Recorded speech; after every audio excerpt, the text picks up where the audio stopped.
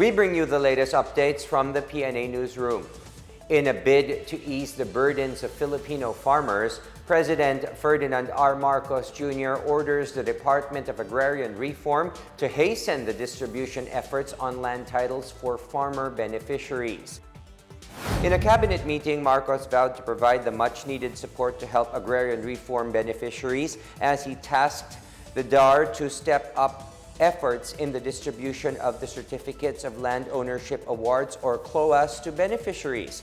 The department earlier vowed to issuing 134,000 individual titles to ARBs by completing the subdivision of around 34,500 collective CLOAs. It is also looking forward to the approval of the Senate version of House Bill 6336, or the new Agrarian Emancipation Act, which seeks to exempt the payment of real estate taxes on agricultural lands awarded under the Comprehensive Agrarian Reform Program, or CARP. Meanwhile, resigned Defense Officer in Charge Jose Faustino Jr. was not kept in the dark regarding the change of leadership in the Armed Forces of the Philippines.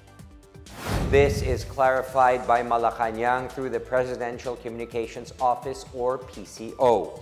In a press statement, PCO Secretary Cheloy Garafil said Executive Secretary Lucas Bersamin as well as Faustino knew of the developments with regard to the appointment of General Andres Centino, who is the only four-star general in the AFP. She also reiterates that the President, being the Commander-in-Chief, has the sole prerogative to appoint the AFP Chief of Staff. Marcos reappointed Centino on January 6. He previously served as AFP Chief of Staff from November 12, 2021 to August 8, 2022. Centino will be retiring from the service in February. Marcos also named Presidential Advisor on Peace, Reconciliation and Unity Carlito Galvez Jr. as DND Secretary, replacing Faustino.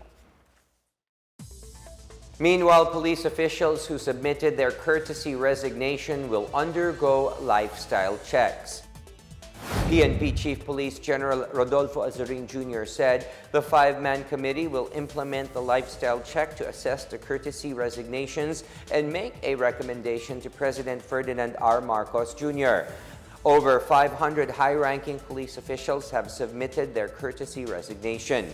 This after Interior Secretary Ben-Hur Abalos appealed to PNP generals and full colonels to resign as part of the efforts to rid the police force of erring officials.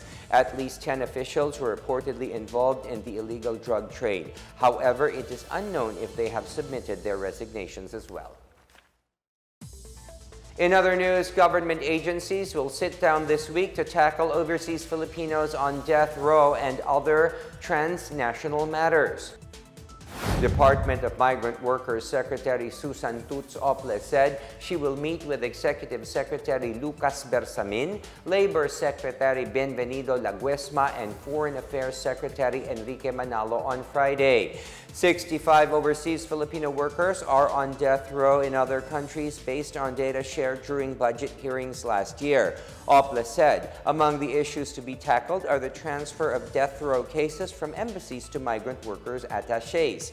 On the other hand, Ople deferred the issue of the executive clemency for OFW Mary Jane Veloso to the Department of Foreign Affairs.